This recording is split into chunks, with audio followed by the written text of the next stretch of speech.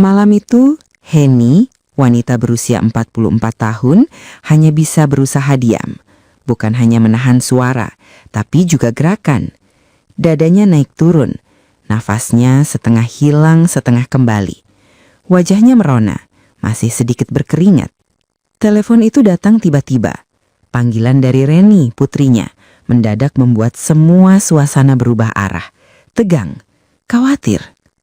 Raut sedikit panik juga tersamar di wajah Johnny, pemuda berusia 24 tahun.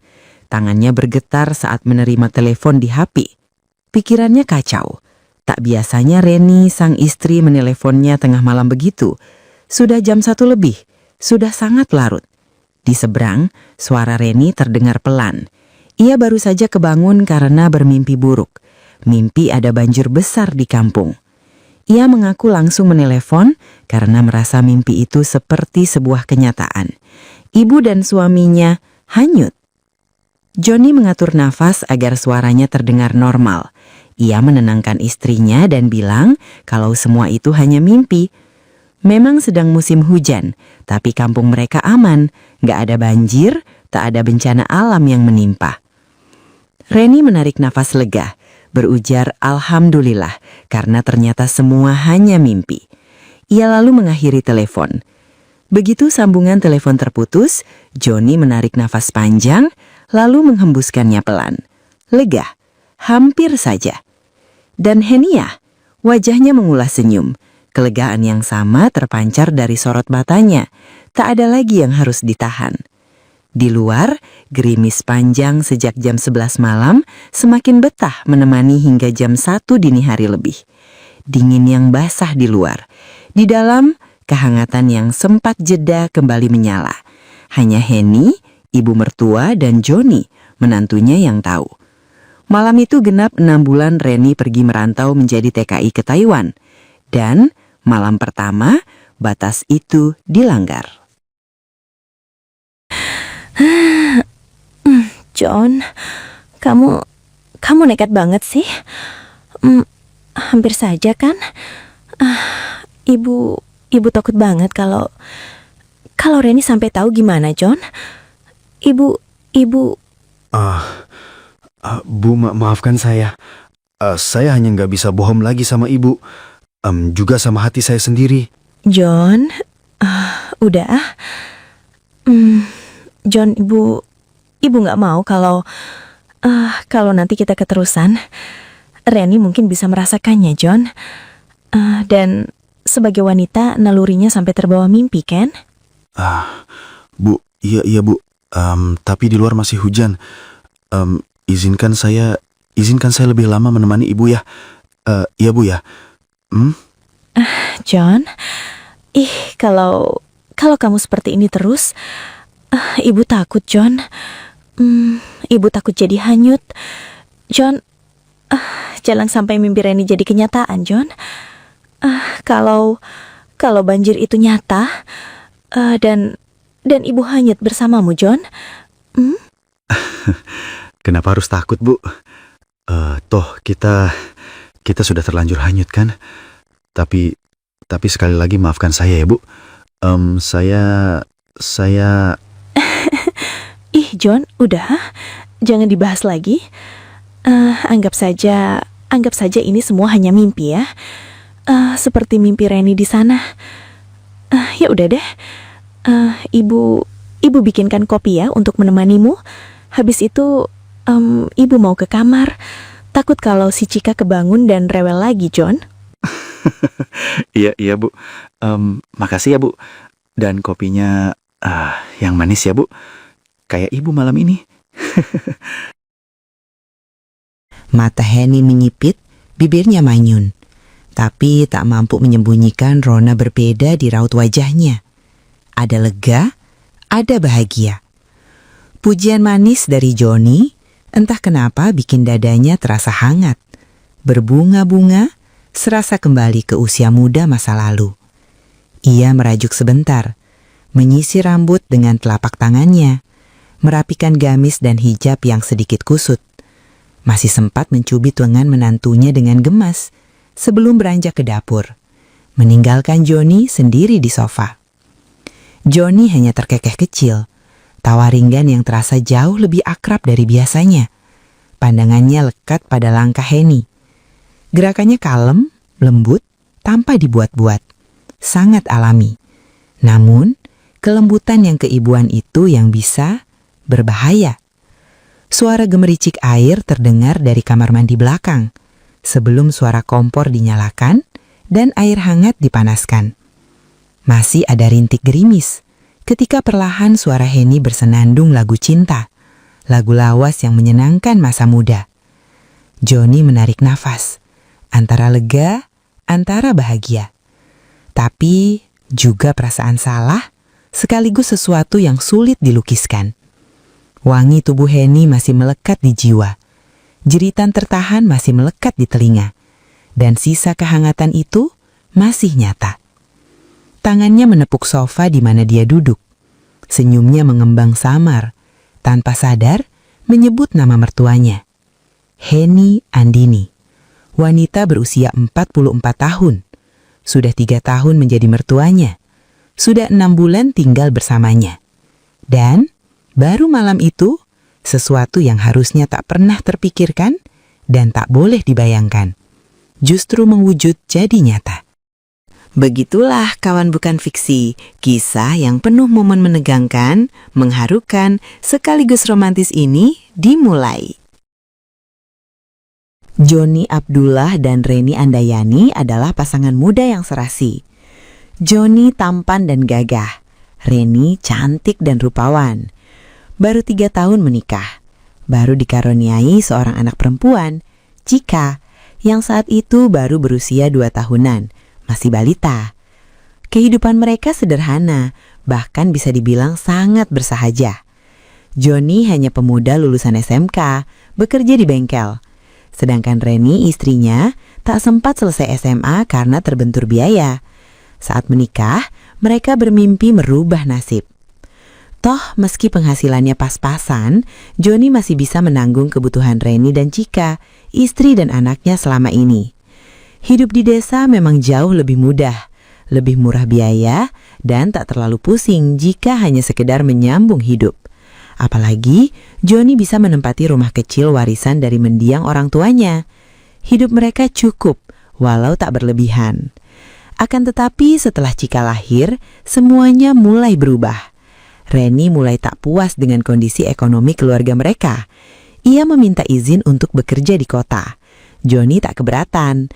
Lagi pula sejak nikah, sikap Reni selalu dominan. Tak mau dinasehati. Reni sempat bekerja di kota sebagai pelayan di sebuah toko kosmetik. Tapi tak bertahan lama, hanya 8 bulan. Reni kembali ke kampung, berniat untuk kembali fokus merawat Cika saja. Namun itu pun hanya bertahan sementara waktu. Ketika tawaran itu datang, dan Susan sahabatnya mengajak Reni untuk pergi merantau menjadi TKI di Taiwan, tanpa berpikir panjang, Reni bersedia. Ia tergiur penghasilan yang besar dan bisa hidup di luar negeri seperti Susan sahabatnya. Johnny sebenarnya keberatan. Ia ingin menahan Reni. Hanya saja semua sia-sia. Reni tetap kukuh pada pendiriannya. Di momen itu, takdir seperti berjalan tanpa suara. Henny, ibu kandung Reni yang selama ini tinggal di kabupaten yang lain, datang. Bukan hanya mengunjungi anak dan cucunya, tapi membawa kabar duka. Suaminya, ayah sambung Reni, meninggal. Dulu, saat Henny memutuskan menikah lagi setelah belasan tahun menjanda, Reni tak setuju. Reni tak sudi punya ayah tiri. Apalagi Henny menerima lamaran lelaki itu hanya sebulan setelah Johnny dan Reni menikah. Apa kata dunia? Pikirnya. Hubungan mereka sempat renggang hingga takdir itu tiba. Suami Henny, Pak Broto yang sudah lanjut usia, meninggal. 2 tahun Henny menjadi istri yang setia, menemani suami di masa tua hingga akhirnya ujung hayat menutup matanya. Kesedihan yang menimpa Henny dan juga gamang yang melanda Johnny dan Reni pun bertemu menjadi sebuah kemungkinan. Reni senang ibunya kembali, bisa kembali berkumpul bersama mereka. Tapi bukan hanya itu saja alasan sebenarnya. Reni berpikir jika ada Henny ibunya, maka keinginannya untuk merantau ke luar negeri akan menjadi lebih mudah. Merawat Chika, alasan yang membuat Johnny tak mengizinkannya pergi, akhirnya bisa digantikan oleh sosok ibunya sendiri. Apa salahnya kalau Chika kecil dirawat oleh neneknya? Toh hanya 3 atau 4 tahun Reni pergi, untuk kembali lagi. Apa dosanya jika meninggalkan suami dan anaknya, namun kelak bisa kembali dan membawa sesuatu yang merubah hidup? Johnny pun menyerah. Ia mengizinkan Reni pergi mengikuti Susan, dan Henny jadi lega karena bisa kembali diterima di rumah itu. Ia merasa merawat Chika cucunya akan bisa mengobati dukanya yang baru saja kehilangan mendiang suami yang dicintai. Dan begitulah kawan bukan fiksi. Hari-hari berlalu, setelah itu semua berjalan wajar dan biasa saja setelah Reni pergi. Johnny tetap bekerja di bengkel, sementara Chika dan rumah diurus oleh Henny, sang ibu mertua, ibu kandung Reni, istrinya. Seminggu sekali Reni menelpon, berkirim kabar. Jika ada kelebihan gaji, sebagian dikirimkan untuk kampung halaman. Semua terasa wajar, terasa biasa saja. Apalagi di daerah itu sudah sangat banyak suami istri yang terpisah sementara waktu. Berpisah bukan tak saling cinta, tapi demi sebuah cita-cita dan mimpi, merantau ke negeri orang untuk mengubah nasibnya. Tapi tak ada yang menyadari, seiring waktu ada yang diam-diam tumbuh di rumah kecil itu. Dua hati mulai bicara, Johnny yang ditinggal istri dan Henny yang kembali menjanda setelah ditinggal mati suami. Dua hati yang saling memahami. Awalnya Johnny tak pernah percaya akan kata pepatah lama, bahwa cinta bisa tumbuh diam-diam hanya karena terbiasa. Terbiasa bertemu, terbiasa bersama, terbiasa berbagi cerita, di bawah satu atap yang sama, di balik dinding yang sama. Kelembutan Henny yang begitu tekun dan tulus merawat Chika, juga sikap kalem dan penuh perhatiannya mengurus rumah itu, tanpa sadar membuat Johnny merasa bagai masih bersama istri, walau Reni berada jauh di negeri seberang, jauh terpisahkan. Semua memang berawal dari perhatian kecil, perhatian biasa antara menantu dan ibu mertua, juga nenek pada cucunya. Tidak ada yang rumit setelah kepergian Reni. Mereka hanya butuh menyesuaikan tempat tidur, tempat beristirahat semata. Semenjak Reni pergi, satu-satunya kamar di rumah itu ditempati Henny dan Chika. Sedangkan Johnny rela jika harus mengalah. Toh, tidur baginya bisa di mana saja. Tubuhnya sudah terbiasa hidup bersahaja.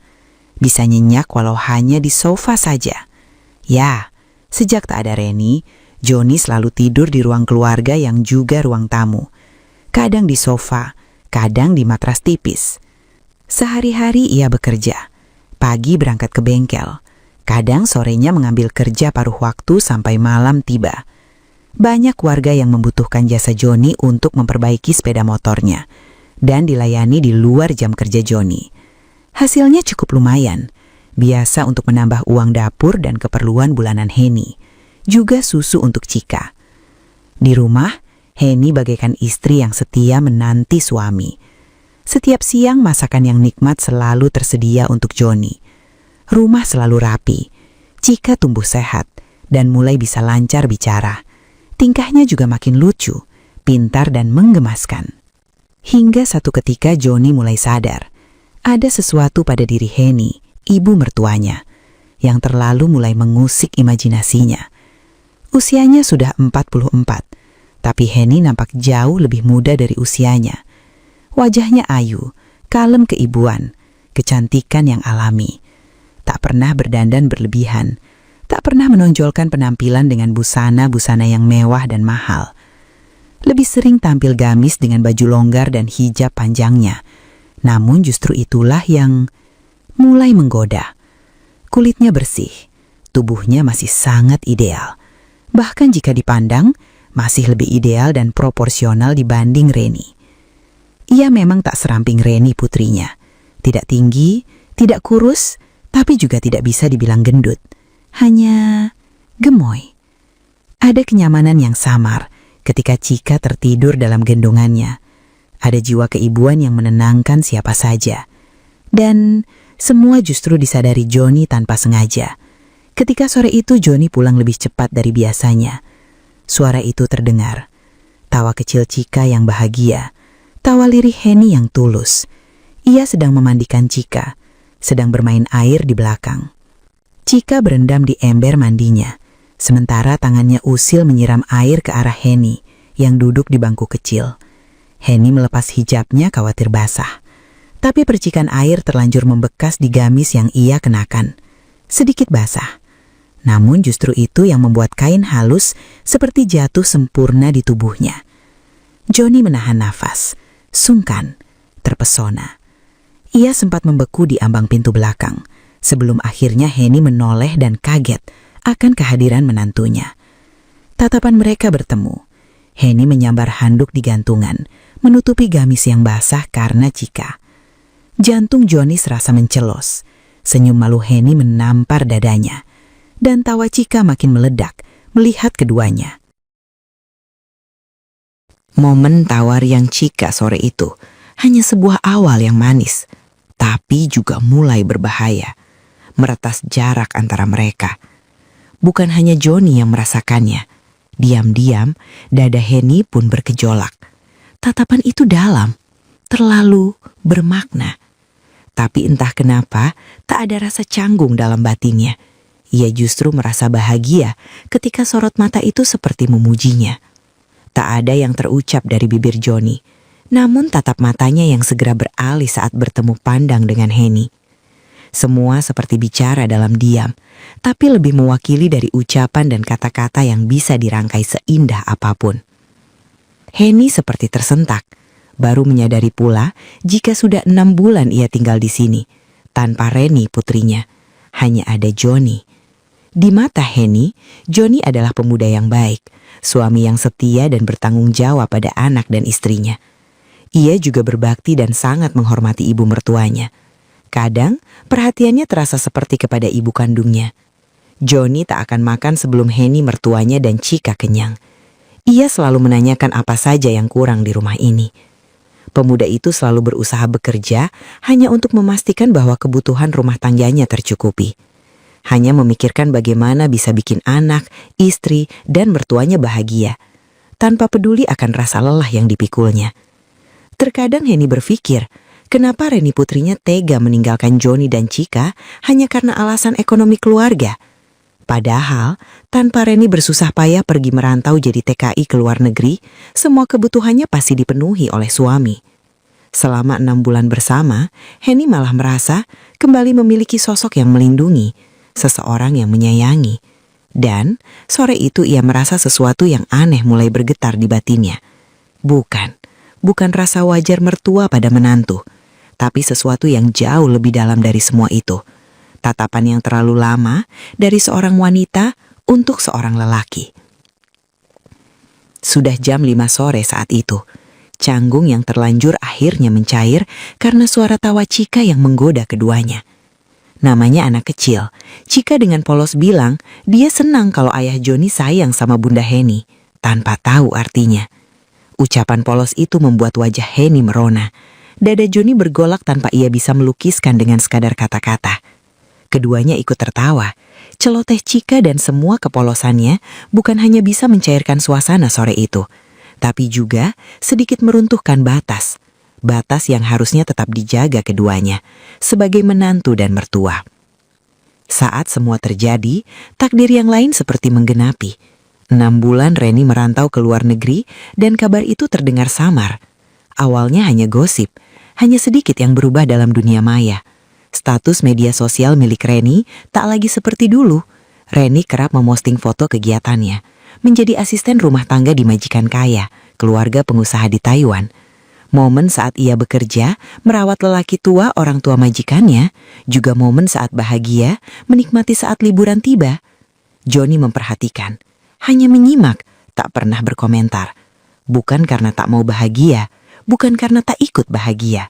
Akan tetapi, dari unggahan media sosial itu, Reni seperti melupakan statusnya sebagai istri, sebagai ibu 1 anak. Bahkan di sebuah komentar penggemar, Reni mengaku sudah lama sendiri. Dia terpaksa jadi TKI setelah menjanda.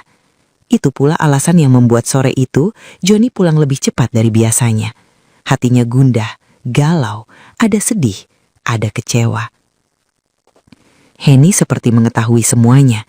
Sudah beberapa pekan Reni tak pernah memberi kabar, dan sudah lama Johnny murung. Sore yang tanpa sengaja akhirnya membuka pintu. Pintu untuk keduanya saling berbagi keluh kesah, berbagi cerita. Malam itu genap 6 bulan Reni jauh. Genap 6 bulan pula Henny dan Johnny tinggal di bawah atap dan dinding sama. Cika sudah pulas tertidur. Henny menemani di sampingnya. Hujan mulai rintik tepat jam 11 malam.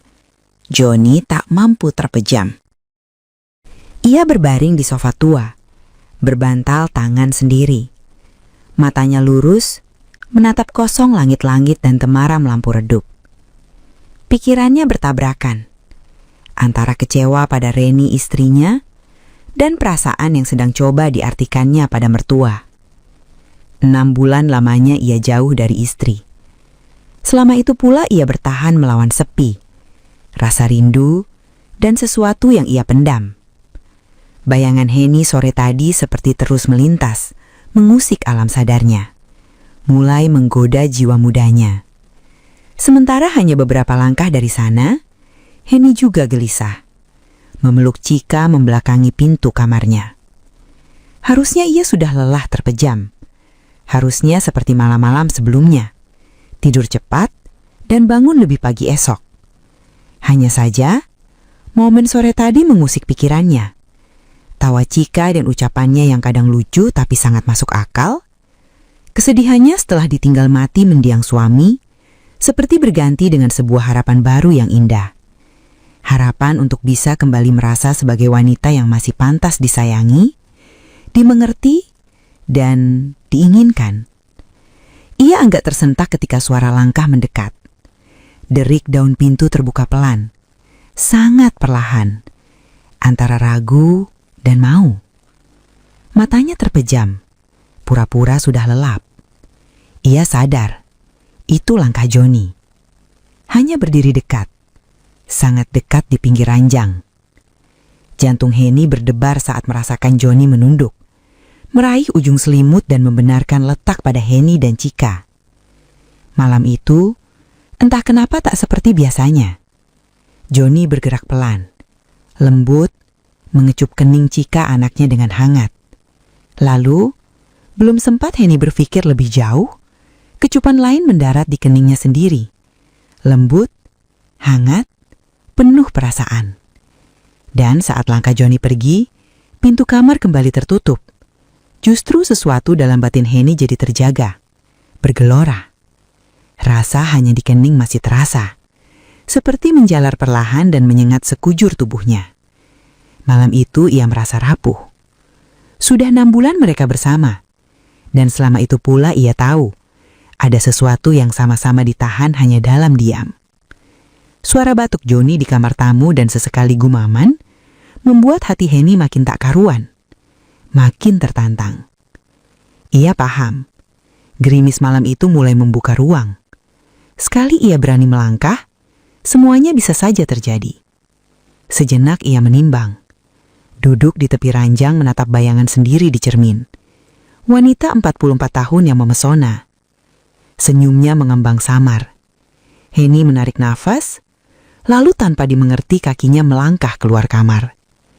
Johnny sempat terhenyak, melihat mertuanya berdiri di ambang pintu kamar. Hanya diam, menatap dengan senyum penuh makna. Dan saat langkah Henny bergerak makin mendekat, ia sadar malam itu sebuah takdir akan merubah segalanya. Malam itu, tak ada lagi pembicaraan antar keduanya. Hanya ada tatapan yang saling bicara dan sentuhan yang saling mengerti. Di luar, suara malam dan gerimis yang datang menjadi latar yang sempurna saat dua hati bertemu, hangat, penuh perasaan. Cika kecil tertidur pulas di kamar. Reni bermimpi buruk tentang kampungnya. Tapi Johnny dan Henny sudah terlanjur hanyut. Dan seperti yang diceritakan di awal kisah Kawan Bukan Fiksi, malam yang sempat jeda oleh telepon Reni berjalan sempurna. Setelah air panas matang dan kopi disajikan, Henny membawakannya untuk Johnny ke depan. Tatapan mereka berubah. Malam itu batas antara menantu dan mertua sudah terlupakan. Hanya ada seorang wanita yang mencoba memahami. Dan seorang lelaki yang juga berusaha memahami, mengerti, dan mampu mengisi ruang hampa yang selama ini dipendam. Keduanya tak pernah tahu akan apa yang akan terjadi setelah itu. Yang ada hanya bagaimana melupakan luka bersama. John, maafin Ibu. Kita harusnya gak sampai... Bu, saya yang harusnya minta maaf. Sudah terlalu lancang seperti ini. John, udah John, cukup. Kalau ini salah, anggap saja kita sama-sama hilaf ya, John. Iya Bu. Tapi apa benar Ibu nggak marah kalau kita sampai seperti ini, Bu? Shh, John, jangan dibahas lagi, John. Ibu malu. Habis kamu sih. John.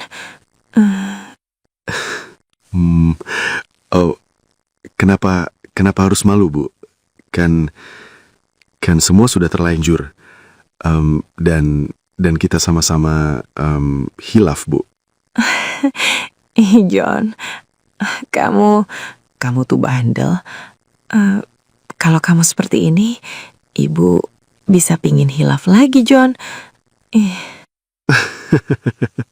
Maaf, Bu. Tapi saya juga sama. Saya hilaf karena Ibu. Emang Ibu kenapa, John? Ibu salah apa coba?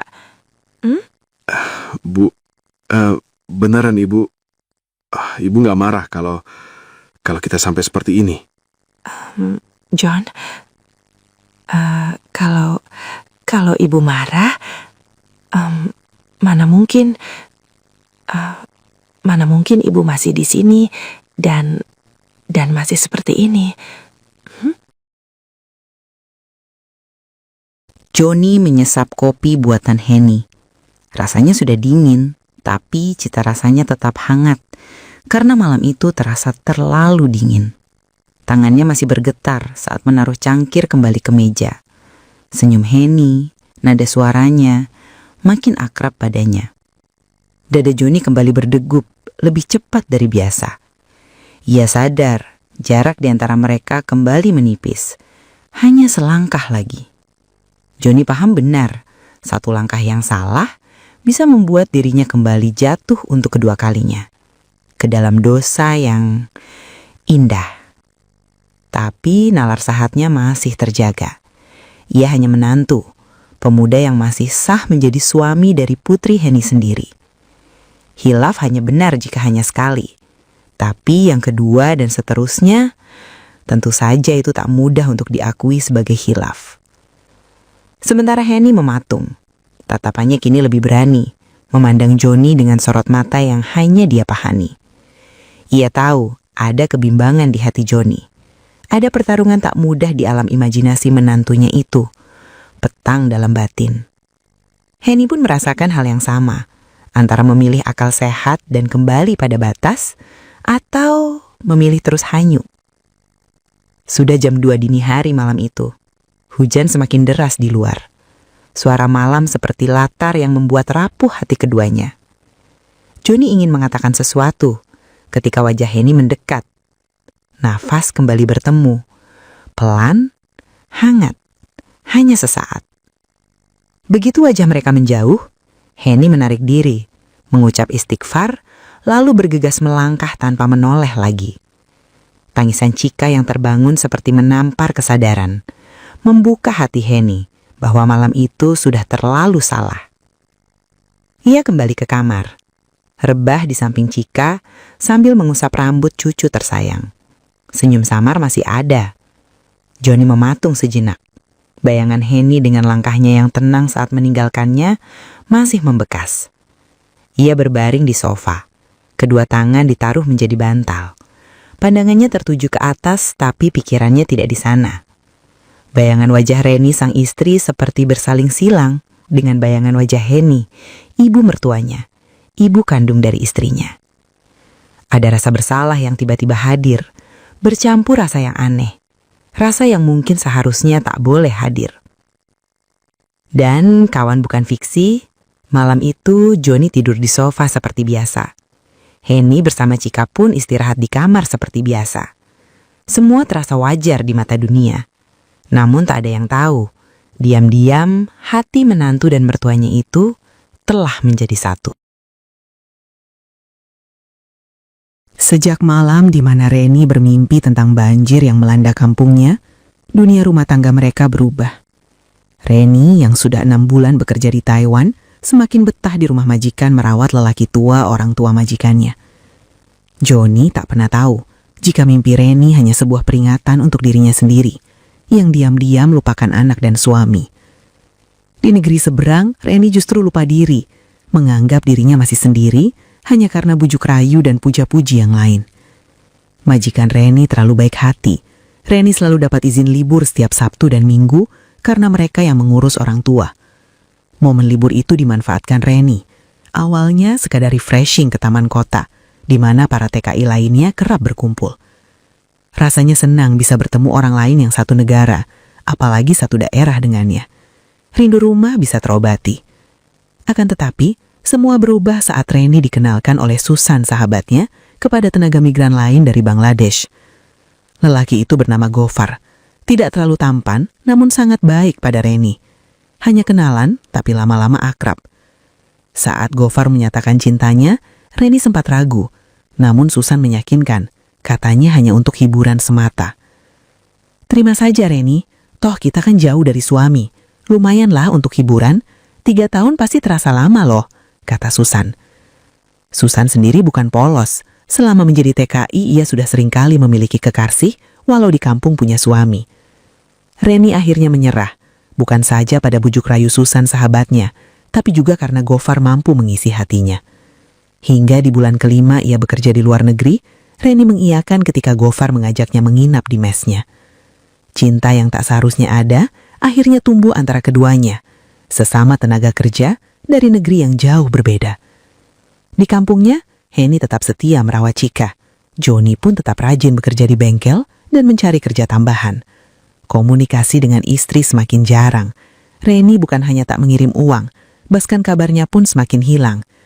Johnny berusaha tetap sabar, namun itulah takdir.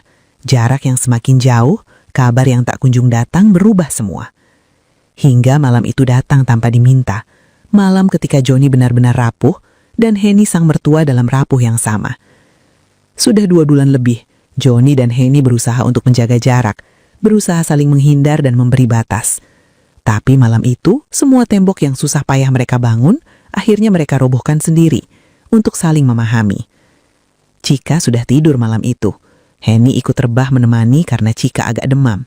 Johnny yang pulang kerja jadi khawatir. Setelah mandi dan makan malam di dapur, ia melangkah ke kamar ingin melihat Chika. Tapi malam itu semua jadi berbeda. Saat Johnny masuk, Chika malah kebangun dan rewel minta ditemani tidur oleh Henny dan Johnny. Ia tak mau Johnny keluar kamar. Dan kawan, bukan fiksi. Permintaan lugu dari Chika kecil tentu saja bermakna lain bagi imajinasi dua hati yang sama-sama sepi. Semua terjadi begitu saja. Tak ada niat, tak ada rencana yang disusun rapi. Hanya mengalir seperti sungai bertemu muara. John, kok kita bisa hilaf lagi? John, kita kan sudah janji nggak bakalan hilaf lagi. Seperti ini, John. Bu, pelan saja. Nanti Chika kebangun dan rewel lagi. Tapi John, kenapa kita jadi seperti ini? John, Ibu hanya... Iya, Bu. Saya paham. Ibu hanya hilaf lagi kan? Ih, John, apaan sih? Ibu malu, John. Ibu kan jauh lebih tua darimu. Dan bagaimana kalau Reni sampai tahu semua ini, John? Cukup, Bu. Jangan bahas soal Reni lagi.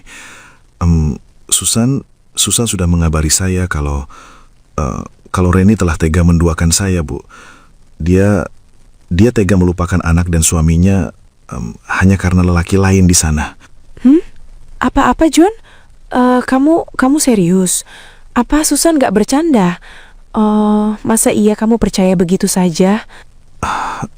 Oh iya, Bu. Susan gak bercanda. Dia ngirimin saya foto Reni dan lelaki itu, Bu. Tapi saya nggak bakal kecewa kalau memang itu maunya, Bu. Saya... John, maafin anak ibu ya, John. Ibu gak tahu kenapa Reni jadi seperti itu dan tega menduakan kamu, John. Maafin ibu yang gak bisa mendidik anak ya, John. Bu, ibu nggak perlu minta maaf. Ibu nggak salah. Mungkin ini sudah takdir, Bu. Saya hanya minta satu hal sama ibu. Minta apa, John? Ibu harus gimana? Apa kamu mau ibu juga angkat kaki dari rumah ini? Bukan, Bu. Jangan angkat kaki dari sini. Saya hanya ingin ibu menggantikan Reni, Bu. Ibu mau kan, Bu? Johnny, kirain kamu tega mau ngusir ibu gara-gara Reni. Kalau itu sih, ibu juga seneng, John. Kita sudah seperti ini. John, kamu harus tanggung jawab. Nikahin ibu, John. Iya, Bu. Saya pasti menikahi ibu. Untuk menebus semua kesalahan ini, Bu. Malam itu entah takdir yang salah atau nasib yang sedang tertukar. Cika makin lelap tanpa menyadari di sampingnya, bocah kecil itu mungkin sedang bermimpi bahagia karena tidurnya saat demam ditemani Johnny ayahnya dan Henny neneknya. Ya, nenek yang sebentar lagi akan menggantikan peran ibunya, yang berjanji akan menjadi istri setia untuk ayahnya. Sementara di waktu yang sama, jauh di seberang lautan di sana, Reni terkulai lemah. Nafasnya masih belum kembali. Bukan di kamar pembantu, bukan di rumah majigannya, tapi di mes milik Gofar, kekasihnya, lelaki asli Bangladesh. Gofar mengecup keningnya, lembut, penuh kasih sayang, mengucap terima kasih untuk malam itu dan juga sebuah janji. Janji bahwa kelak dia akan melamar Reni ke kampung halaman Reni di Indonesia, menikah dan membangun rumah tangga. Gofar tak pernah tahu, di negeri berjuluk Zamrud Khatulistiwa ini ada seorang ibu, seorang suami, dan anak Reni menunggu. Dan begitulah kawan bukan fiksi. Terkadang jalan hidup tak bisa ditebak kemana arahnya. Seperti kisah ini. Tapi yang jelas, bukan sebuah kesalahan dan hilaf yang harus disesali. Melainkan bagaimana semua bisa disadari dan dijadikan pelajaran untuk memperbaiki kesalahan dan menjalani hidup yang lebih baik. Tidak jatuh dalam dosa yang sama.